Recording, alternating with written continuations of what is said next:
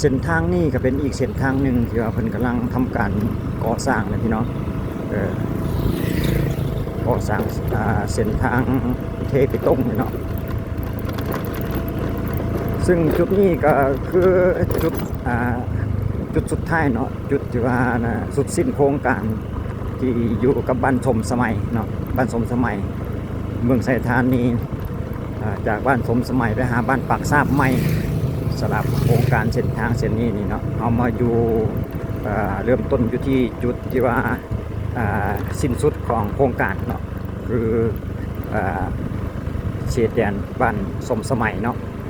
บ้านชมสมัยหาบ้านปลาไหลเราก็มาสังเกตเห็นกำลังขึ้นเป็นคลองระบายน้ำคือกันสำหรับสองฝากข้างจากนี้ก็แล่นไปก็มีแต่จากบ้านชมสมัยหาบ้านปากซาบใหม่ในระยะเส้นทางเพิ่นก็อยู่ประมาณ4 หลักปลายสำหรับโครงการก่อสร้างเส้นทางเส้นนี้นี่เนาะมาสังเกตเห็นเพิ่นก็เทไปเครื่องหนึ่งสำหรับจุดบ้านชมสมัยเทไปเลนใดเลนหนึ่งแล้วเนาะเลนกำขวาเดี๋ยวเราจะเนี่ยต่อไปหาเขตบ้านปากซาบใหม่จุดที่ว่าเป็นจุดเริ่มต้นของเพิ่นเริ่มต้นของโครงการแต่ว่าเอามาเริ่มต้นท้ายอยู่ที่จุดสิ้นสุดของโครงการคือบ้านชมสมัยก็สังเกตเห็นเป็นคลองระบายน้ำสองฝากข้างเป็นที่เรียบร้อยยังเหลือแต่อัดหน้าทางแล้วก็เทไปตรงเป็นรายการต่อไปคือกันสำหรับเส้นทางเส้นนี้เนาะหลายเส้นหลายสายที่เพิ่นทำการก่อสร้างที่ว่าที่สำเร็จไปแล้วเนาะที่แน่ๆก็คือเกี่ยวกับคลองระบายน้ำเพราะว่าจะเป็นเส้นทางใดๆแล้วไปเรียกว่า100%สำหรับเกี่ยวกับคลองระบายน้ำนั่นก็แต่เทอัดหน้าทางแล้วก็เท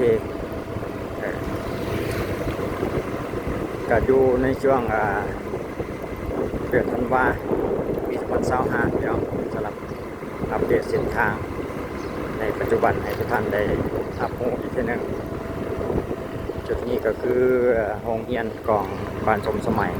เป็นชุมชนของบ้านเพื่อนเองแล้วสำหรับจุดนี้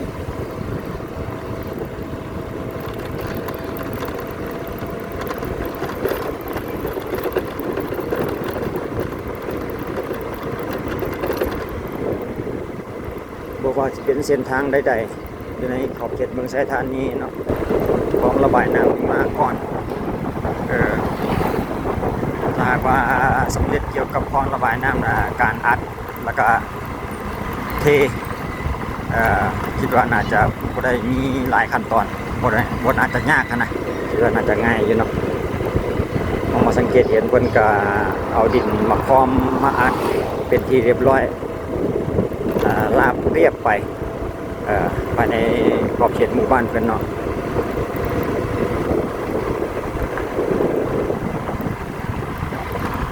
เดี๋ยวเราจะเรียนต่อไปอีกจากระยะหนึ่งเนาะหลังจากที่ออกจากบ้านชมสมัยไปหาบ้านปากซาบนี่เพิ่นจะเทเพิ่มเติมบ่หรือว่ายังอยู่ซ้ำเก่าเพราะว่าข้าพเจ้าก็เคยได้อัปเดตไปเทื่อนึงแล้วเนาะสำหรับเส้นทางเส้นนี้มาถึงจุดนี้ก็จะเป็นห้วยจะเป็นเขตนี้เพิ่นจะเรียกว่าห้วยเยี่ยมเนาะจะเป็นทางต่างระดับทางเวียนลงไป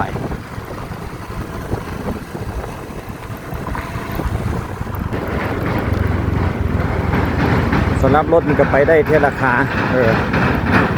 ไปส่วนกันอยู่ทางสะพานบ่ได้ต้องรอจังว่าให้ทางพุ่นมาเฮาจังไปได้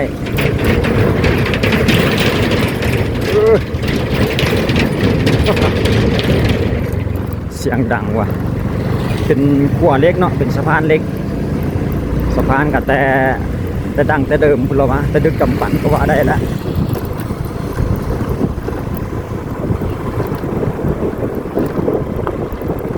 ถึงจุดนี้คลองระบายน้ำยังบ่ทันได้มีการก่อสร้างแต่อย่างใดเนาะจะมีเฉพาะหน้าทางที่ว่าเพิ่นอัดดินไว้เป็นที่เรียบร้อยแต่ว่าบ่ทันได้มีคลองระบายน้ำสำหรับจุดนี้ ก็อัปเดตไปว่าเพิ่นจะเฮ็ดเพิ่มเติมบ่สำหรับเส้นทางเส้นนี้เนาะส่วนจุดนี้เพิ่นก็มีป้ายมีการก่อสร้างเนาะเขตการก่อสร้างอันนี้แม่นเขาเจ้าขายเครื่องริมทางแล้วก็เพราะว่าทางเบื้องซ้ายจะเป็นลานจอดรถของสถานที่ท่องเที่ยวราฟอเรสต์อยู่กำกว่าแคมเงิมเนาะต้องได้ข้ามฟากไปเบื้องนั้นสำหรับเกี่ยวกับสถานที่ท่องเที่ยวพักผ่อนกิจกรรมต่างๆโอ้จุดนี้นี่เพิ่นเอาดินมาเพื่อจะเตรียมอัดหน้าทางขยายหน้าทางไปอีกว่าสันต่อไปกล่องเรียงรายช่วงเวลาพักยกพักเที่ยงว่าสันต่อไปรถบดรถอันนี้เพิ่นก็จอดไว้เพื่อพักผ่อนจะสืบต่อในช่วงบ่ายอีกทีหนึ่ง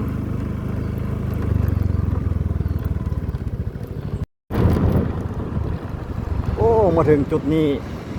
รถเกตเพิ่นทำงานแล้วกำลังเรียบริ่งกำลังเร่งรัดพัฒนาคือกันได้นี่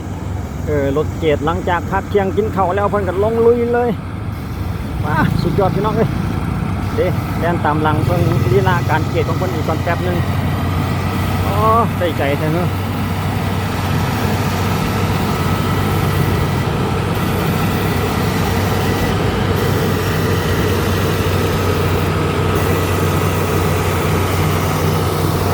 สุดยอดจ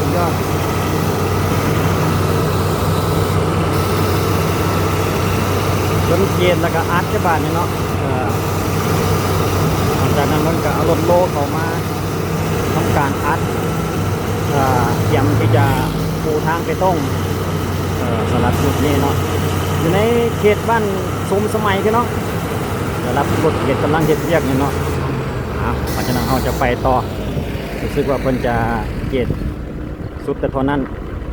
ยังรอที่ว่ารถดำจะเอาดินมาเทอีกแล้วเพิ่นก็จะเจดอีกอาร์ตอีกคันละวะดีทางเพิ่นนะโอ้กว้างดีสำหรับจุดนี้นี่เปิดทุรถคันใดเรียนมารถใหญ่นี่ปานจรวดวะ ชีดินไงง่องมาเดี๋ยวไปเห็นกันเลยคนรถจักรจนได้มันก็ได้ใต้ตาบุรวะทางเว้นโอ้จุดนี้รู้สึกว่าเพิ่นจะเทไหลทางแล้วเด้นี่เนาะจุดนี้เทไหลทางแดแล้วโอ้ขึ้นได้บ่ละรถเฮานี่นะ ไปทางลุ่มบ่ได้รถใหญ่หลายโพดไงกุ๊บชีดเลยขึ้นทางฟุตบาทตกคนเทใหม่นี่ซะคือว่ายังแล่นง่ายกว่าตัวนี้น่าจะเป็นตัวช่วงไล่ทางเนาะพี่น้องขอบทางนั่นเองเนาะเพิ่นเทมาได้หลายเติบเลยเด้หลังจากนั้นมันก็ยังมีจ่อยกันมาอีกเต็มเลนหนึ่งแล้วสำหรับเลนกำกว่าเฮานี่เนาะเทไปที่เรียบร้อยแล้วมุ่งหน้าสู่เขาวันปากซาบใหม่บาทนี่อีกเส้นทางหนึ่งที่ว่าใกล้จะได้แล่นอย่างเป็นทางการแล้วพี่น้องปีหน้าได้แล่นแท้ๆปี26นี่คิดว่าน่าจะได้แล่นและทางเส้นนี้เพราะว่าเพิ่นกำลังเร่งรัดพัฒนาอยู่เด้เร่งรีบอยู่กันเห็นผ่านมาเมื่อกี้นี่รถเจดรถบดเพิ่นก็จอดเรียนลายเต็มเลยเตรียมที่จะสืบต่อในการก่อสร้างเส้นทางอยู่ในช่วงฤดูแล้งเนาะส่งท้ายปี2025สำหรับเดือนธันวานี่ช่วงนี้ก็เป็นช่วงที่ว่าตกแล้งหมดฤดูฝนแล้วเนาะเข้าสู่ฤดูหนาวจากหน้าหนาวก็ไปเป็นฤดูแล้งแด้ก็ยังมีเวลาอีกหลายเดือนที่จะก่อสร้างเส้นทางนี่เนาะมาถึงจุดนี้เราเต็มเลย2ฝากข้าง2เลนไปกลับถือว่าเทเป็นที่เรียบร้อยสำหรับจุดนี้พี่น้องก็มีความคืบหน้าไปเรื่อยๆอยู่สำหรับเส้นทางจากบ้านสมสมัยบ้านปากซาบนี่เนาะแต่ว่ากันยังนี้เป็นช่วงเป็นตอนที่ว่าเพิ่นยังบ่ทันได้เทเทื่ออยู่ในระหว่างการ เร่งจุดที่ว่ามันสำคัญก่อนมั้งจุดที่ว่าเป็นอารมณ์เกตกดทันเนาะ